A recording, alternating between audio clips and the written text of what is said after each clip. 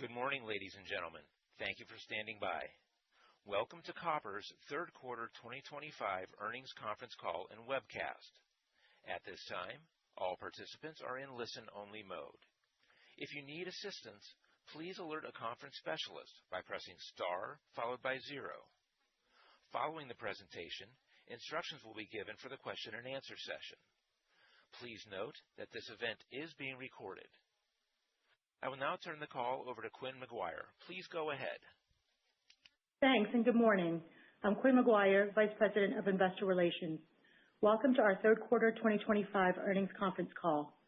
We issued our press release earlier today. You can access it via our website at www.koppers.com.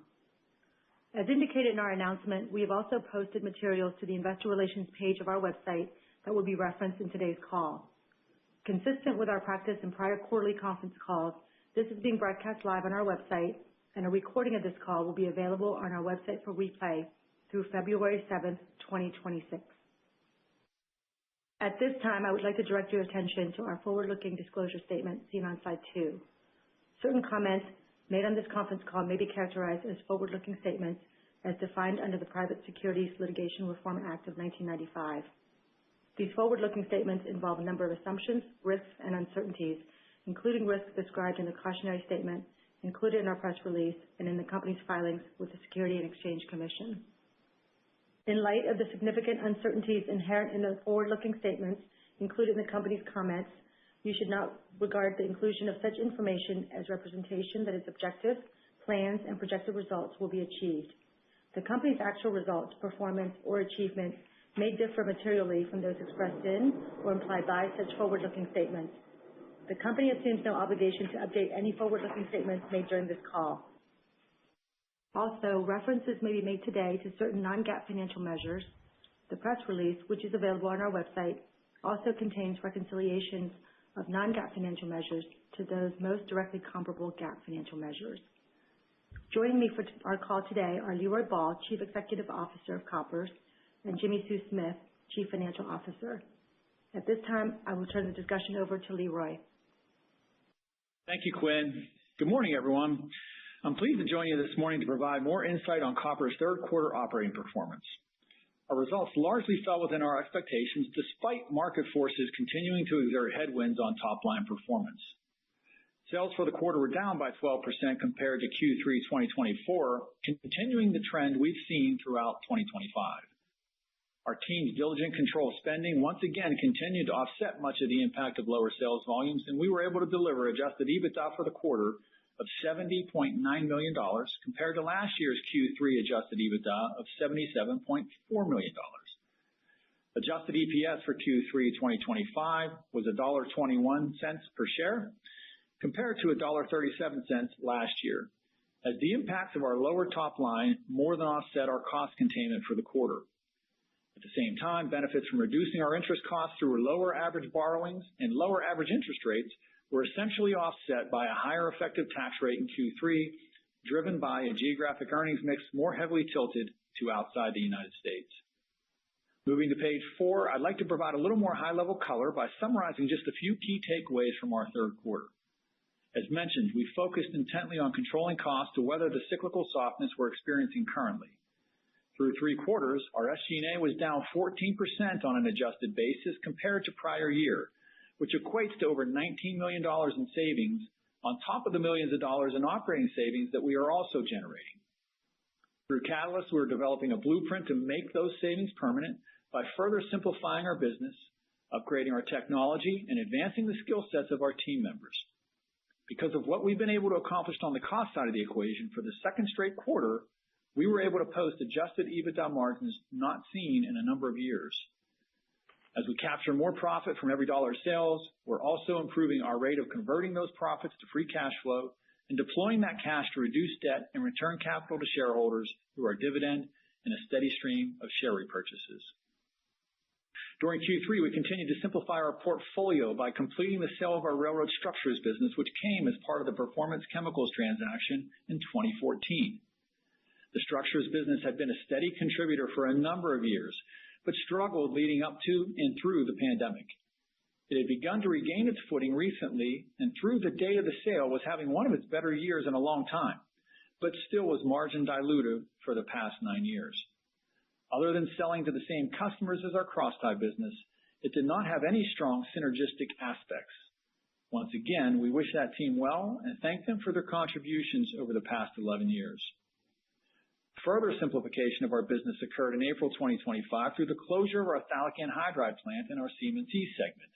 And next up, we're also finalizing our assessment of shifting our North American CM&C business to a single column operation. In doing so, we will further lessen our exposure to the volatility of the CM&C business while also reducing the future capital requirements from running a two-column operation. Later in the presentation, I'll speak further to Catalyst and what is going on in our various end markets. For now, I'd like to provide a quick snapshot of how we're progressing on the zero harm front. On page 5, you can see that we've made significant progress on safety thus far this year, with leading activities up by 29%. This serves as a strong contributor to our lagging metrics of recordable injury rate and serious safety incidents, showing declines of 23% and 72% respectively. During the quarter, we had 23 of our 41 sites work accident-free, with our European businesses and our Australasian Performance Chemicals standing out with 0 recordables thus far in 2025. We can never let up on safety because exposure is all around us, and one mental lapse or shortcut could lead to catastrophic consequences. I continue to be heartened by our global team being on pace for another record-setting safety year. A great big thanks to all of our team members for your efforts thus far. Keep up the great work. Finally, turning to page 6, I'd like to welcome our newest board member, Laura Posadas, who was elected to our board 2 days ago. Laura is the current CEO of Cadillac Coatings, Inc., a leading formulator and manufacturer of high-quality wood coating systems. Laura's experience in innovation and strategy, in addition to her track record of leading high-performance teams, is a welcome addition to our board's broad range of experience and skill sets. Laura represents the third board member added over the past 3 years as we continue an orderly succession process for directors reaching the board's mandatory retirement age. I look forward to tapping into Laura's experience on a number of matters relevant to our business, and I'm enthusiastic to have her as a member of our board. I'll now turn things over to Jimmy Sue to speak in more detail to our quarterly financial performance. Thanks, Leroy. Earlier today, we issued a press release detailing our third quarter 2025 results. My remarks today are based on that information. As seen on slide 8, we reported consolidated third quarter sales of $485 million, down $69 million or 12% from the prior year. By segment, RUPS sales decreased by $15 million or 6%. PC sales were down $32 million, 18%, and CM&C sales decreased by $21 million or 16% compared with the prior year quarter. On slide 9, adjusted EBITDA for the third quarter was $71 million with a 14.6% margin. By segment, RUPS generated adjusted EBITDA of $29 million with a 12.5% margin. PC delivered adjusted EBITDA of $26 million with an 18.1% margin, while CM&C reported adjusted EBITDA of $16 million with a 14.4% margin. On slide 10, our RUPS business generated third quarter sales of $233 million compared with $248 million in the prior year. The decrease in sales was driven primarily by $15.8 million of lower volumes of Class 1 crossties and lower activity in the maintenance of way business, including the sale of our railroad bridge services business. These were partly offset by higher commercial crosstie volumes, a 6.5% volume increase in domestic utility poles, and $1.9 million of price increases related primarily to crossties. Untreated crosstie market remained stable. Year to year, crosstie procurement was down 18%, while crosstie treatment was down 5%. RUPS delivered adjusted EBITDA of $29 million compared with $25 million in the prior year. Profitability improved despite lower sales, due primarily to $7.7 million in lower SG&A and operating expenses, along with net sales price increases partly offset by the lower sales volume. On slide 11, our Performance Chemicals business reported third quarter sales of $144 million compared to $177 million in the prior year. The decline in sales was primarily the result of volumes decreasing by 19%, mostly as a result of market share shifts in the United States but also combined with a slight net decrease in sales volume for other customers. Adjusted EBITDA for PC came in at $26 million compared to $40 million in the prior year. Profitability was impacted by the lower sales volume, as well as $7.3 million in higher raw material and operating costs, partly offset by $1.6 million of lower logistics costs and SG&A expenses, as well as higher royalty income. Slide 12 shows third quarter CMC sales of $108 million compared to $130 million in the prior year. This decrease was primarily driven by $19.6 million of lower volumes for phthalic anhydride as we discontinued that product in April of 2025. Adjusted EBITDA for CMC in the third quarter was $16 million compared with $13 million in the prior year. This increase in profitability was due to lower operating costs for ceasing production of phthalic anhydride and $2.9 million of lower raw material costs, partly offset by lower sales prices. Sequentially, the average pricing of major products decreased by 2%, and average coal tar costs were higher by 3% compared to the second quarter. Compared to the prior year quarter, the average pricing of major products was lower by 8%, while average coal tar costs increased by 7%. Now moving to capital allocation. As shown on slide 14, we continue to pursue a balanced approach to capital allocation. Net of cash received from insurance proceeds and asset sales, we invested $33.7 million into our business through September 30th. We are now expecting 2025 CapEx to be approximately $52 to $55 million, a significant reduction from $74 million last year, reflecting our focus on increasing free cash flow. Year to date, we've repurchased $33.3 million of stock through share buybacks, including tax withholding. We have approximately $71.5 million remaining on our $100 million repurchase authorization. We also returned capital to shareholders through our quarterly dividend of 8 cents per share. At September 30th, we had $885 million of net debt, comparable to where we ended 2024, and approximately $45 million lower than June 30th, reflecting our commitment to putting a significant portion of our free cash flow toward debt reduction this year, as well as progress toward our continued long-term target of 2 to 3 times net leverage ratio. We ended the quarter with a net leverage ratio of 3.4 times and $379 million in available liquidity. On slide 15, total capital expenditures for the third quarter were $38.4 million gross, or $33.7 million net. We spent $31 million on maintenance, $3.2 million on zero harm, and $4.2 million on growth and productivity projects. By business segment, we spent $13.6 million in RUPS, $9.6 million in PC, $13.8 million in CMC, and $1.4 million in corporate projects. And finally, on slide 17, our board of directors declared a quarterly cash dividend of 8 cents per share of Koppers common stock on November 6th. This dividend will be paid on December 16th to shareholders of record as of the close of trading on November 28th. At this quarterly dividend rate, the annual dividend is 32 cents per share for 2025, a 14% increase over the 2024 dividend. And with that, I'll turn it back over to Leroy. Thanks, Jimmy Sue. Now I'll do a quick review of each of the businesses, starting with our Performance Chemicals, or PC business, on page 19. The third quarter saw a continuation of softer demand in North America, our largest market, as residential units pulled back even further while industrial demand turned positive. Now, while both categories are down by about 3% year to date through September, excluding our known market share loss, residential was down by about 5% for the quarter compared to last year, while industrial was 2.5 points higher, consistent with the stronger demand we experienced in our own industrial business. External markers such as the leading indicator of remodeling activity, existing home sales, and mortgage rates are all starting to move in a more positive direction. However, customer sentiment remains muted, with most looking forward to putting 2025 behind them and starting fresh in 2026.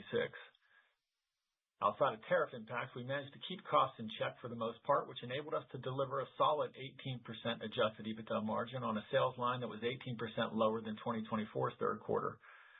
On the tariff front, we did absorb a couple $1 million of direct impact, as well as a few $1 million of impact from hedged copper rates disconnecting from the U.S. futures market. With flat pricing for the quarter and absorbing the direct and indirect impacts of tariffs, our ability to still generate margins of 18% demonstrate the success we've had in reducing our other controllable costs and the overall resiliency of the business. Moving on to our utility and industrial products business shown on page 20, we're seeing volumes continue to move in the right direction as each successive quarter this year has seen a greater year-over-year improvement. Q3 saw volumes up over prior year by 6% as the optimism we were hearing earlier in the year is beginning to manifest itself into sales. Unfortunately, the impact of those higher volumes were offset by the damage from a fire at one of our facilities that impacted results by over $1 million. Now that we're more than a year out from the Brown acquisition, we're getting an even greater feel for the critical role played in our network by the Kennedy, Alabama facility that came with that acquisition. We've allocated volume to Kennedy where it logistically makes sense and are using it as a primary site for treating the Douglas fir species that we began adding to our product portfolio at the beginning of this year. Getting into that market is opening doors for us that were previously closed in certain accounts where customers didn't want to split their southern yellow pine and Doug fir business.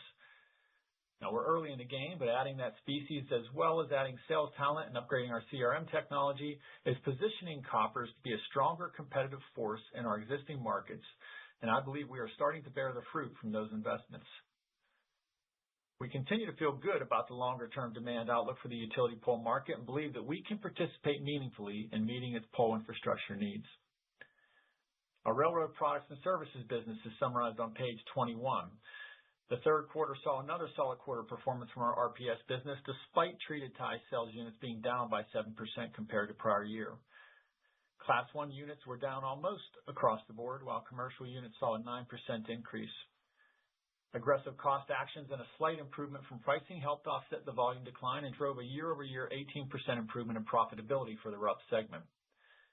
If we adjust for the sale of the KRS business, profitability was actually up over 20% compared to Q3 prior year, with an even higher increase when looking at just RPS. Again, excluding the sale of KRS, RPS has reduced its employee base by 147 people, or 19%. Within the cross-ties business, that number is 14%, and that's on a volume base only 2% lower than last year through September.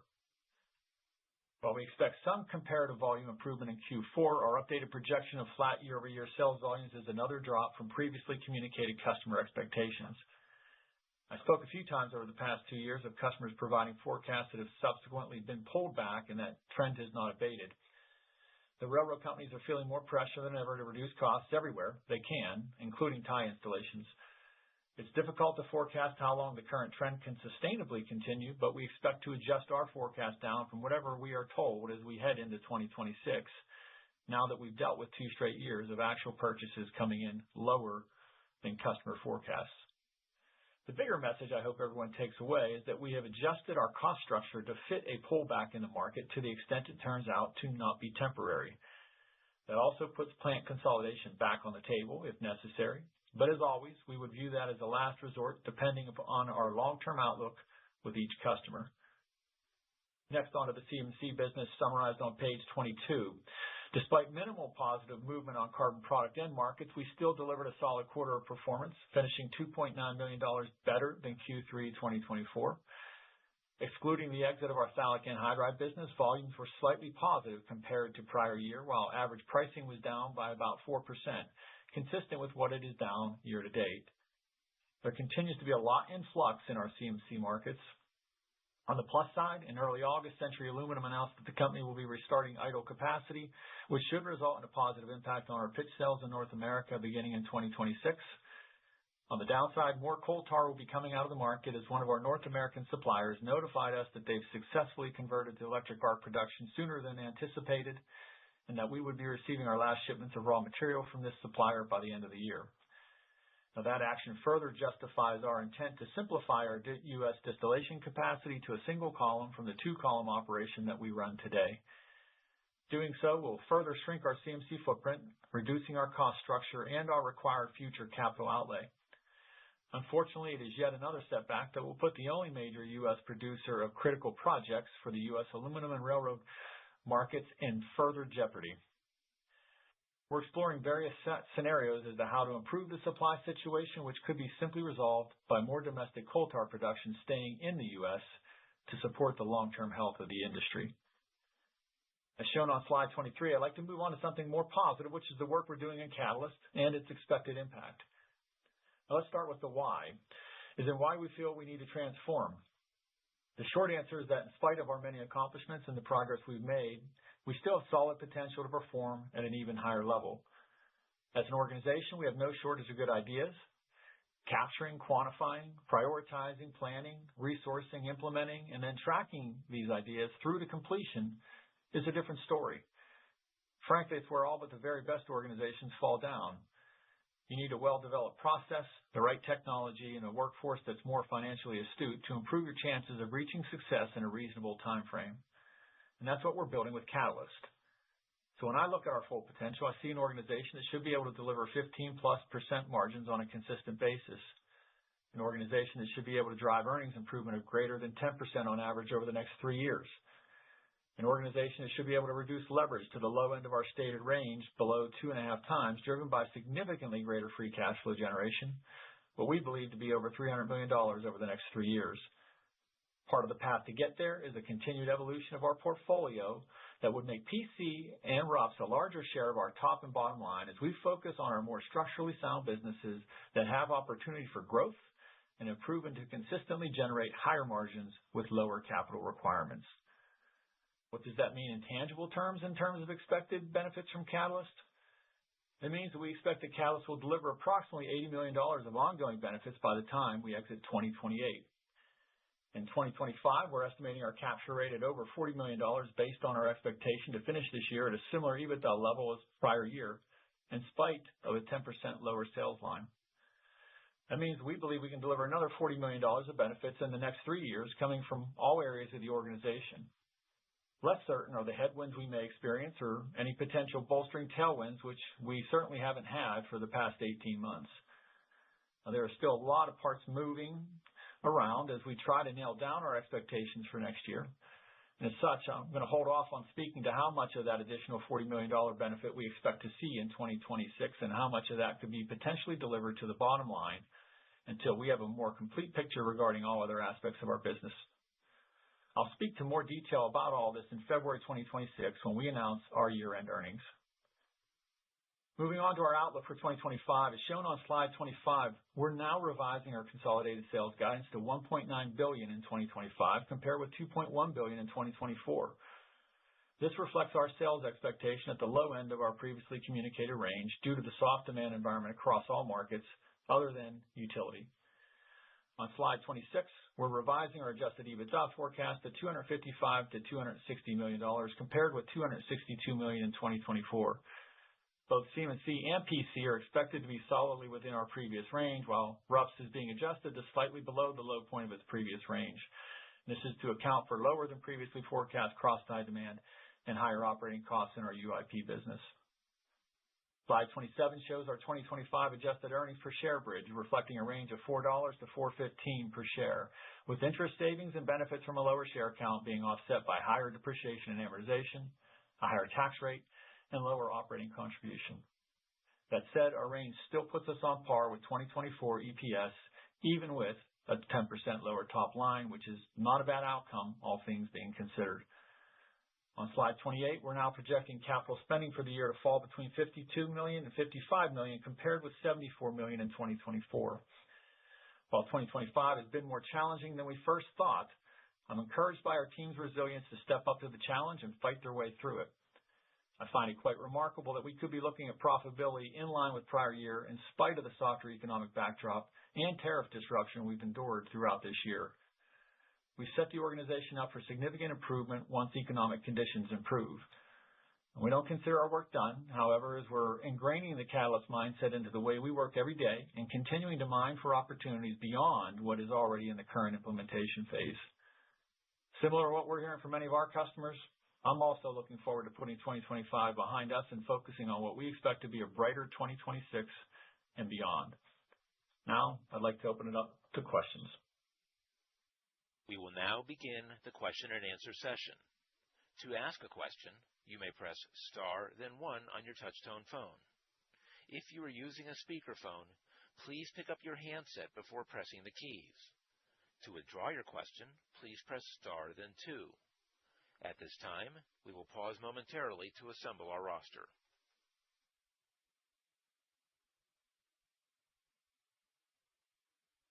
Our first question today is from Gary Prestopino with Barrington Research. Please go ahead. Good morning, Leroy, Jimmy, Sue, and Quinn.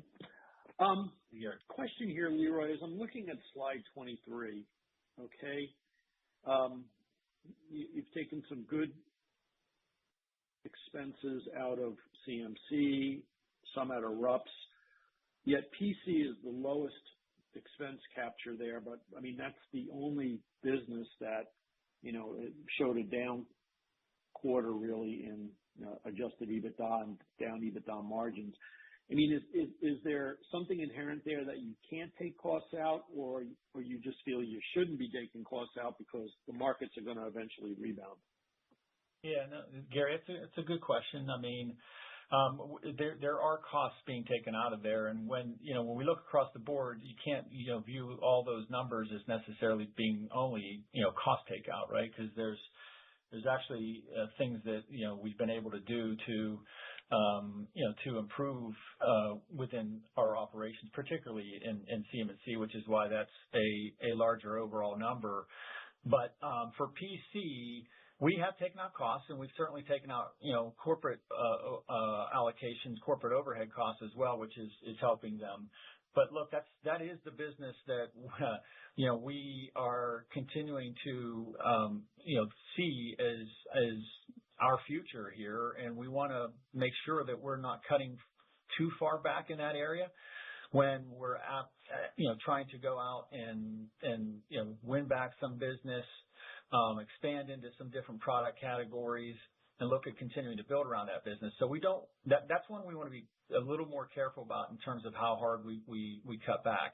It's not in the same, if you will, commodity category as some of our other businesses, where I think inherently we just have to be really, really tight on our costs, both operating as well as overhead. So that's why you don't see quite as much there. The opportunities that are going to come on PC as it relates to Catalyst are really going to be on the commercial and less so probably on the cost end. Okay. And then just looking at your objectives with PC and RUPS being greater than 85% of sales, and I realize you're going to be focusing on that for growth, but does that entail further shrinking of CMC? Yeah, I think it's a combination of things. I think certainly we're focused on growing UIP. We're focused on growing PC and growing around PC. I've been pretty open about the fact that we're not going to be investing into CMC, and I think it has been for a number of years on a secular downturn, right? So I think it's certainly to be expected that business will continue to shrink and be a smaller part of the overall organization. So, we're evaluating all kinds of different scenarios around CM&C and how it fits into the future of the company. But I would expect it will be a smaller part going forward that, could play into both sides of it with maybe changes being made there, as well as certainly additions being made in some of our other businesses. Thank you. Yep. The final question today is from Liam Burke with B. Riley. Please go ahead. Thank you. Good morning, Leroy. Good morning, Jimmy Sue. Good morning, Quinn. Good morning, Liam. Leroy, could you give us some color on, or if there is any, on your strategy of growing the utility pole business either organically or through acquisition? Yeah. So, look, we've talked about the fact that we have a pretty strong business in the traditional markets that business served when we acquired the Cox utility business back in 2018. So very strong in the Southwest, pretty strong in the Northeast. Not a lot of coverage in the Midwest. basically nothing done in the Southwest and nothing out West. And so there's a lot of market opportunity for us to go after. Again, in markets that we certainly serve in different geographies and know well. So, we obviously bring to bear the wood preservative technology, the treating technology. We've been treating in industrial products for most of the company's history, and so all of that we think translates pretty well to being able to expand that business model. Part of it is you need to be in species beyond just southern yellow pine, which is why we've been building out a supply chain there. The Brown acquisition and the facility that was added there with its capabilities really also opens up the door for us in a way that we couldn't do with our existing asset base. And so, we think we have great opportunity to go after share in underserved markets that, quite frankly, only one or maybe even two major suppliers have been able to serve, and now we can provide another option. As I've mentioned time and time again, it is not our intent to go out and try and start a race to the bottom. We think that there's enough share to be won by just being able to provide a second source of stable supply. And so in conversations we've had, we certainly have been encouraged to go down that route. So we'll continue to build out our sales capabilities. We'll continue to add to our technology and supply chain, and we view UIP as an important part of our growth story. Great. Thank you, Leroy. You're My welcome. next question is, if I'm looking at existing homes as a rough benchmark for derived demand for PC, they've obviously come off from a very high level, but are starting to stabilize at a certain unit volume. We'll call it 4 million. If I think about anniversarying your market share loss, Yep. Do you have a sort of a baseline revenue for PC now where you could see growing off that reset base? Yeah, I mean, I think that the way we think about the business overall is this setback that we're experiencing this year, and to your point, it's beyond losing a little bit of business. It includes an overall market that has dropped by again 3% or so year over year, which is something we've not seen actually. I think since I don't know that actually we've seen it since we've owned the business. So we don't think it's anything that is systemic or indicative of the start of any longer term trend. So we think it provides a base moving forward that we can expect to see more regular growth coming from, more growth that's more in line with kind of what we have seen over time, which is again more in that 3 to 4% year over year range. All that being said, again, whether our customer base is scarred by what they're going through right now, or whether they truly have visibility, longer term, they're basically giving signals that they don't expect to. They're not building in growth for next year, organic growth. I think they're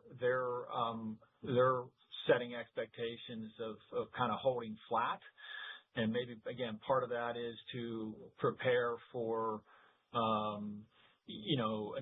another year of tepid demand. And if it gets better than that, then great. But, not setting expectations too high and then being disappointed as the year goes on. So I think they're expecting a better year because again, this year's right now down about 3% overall.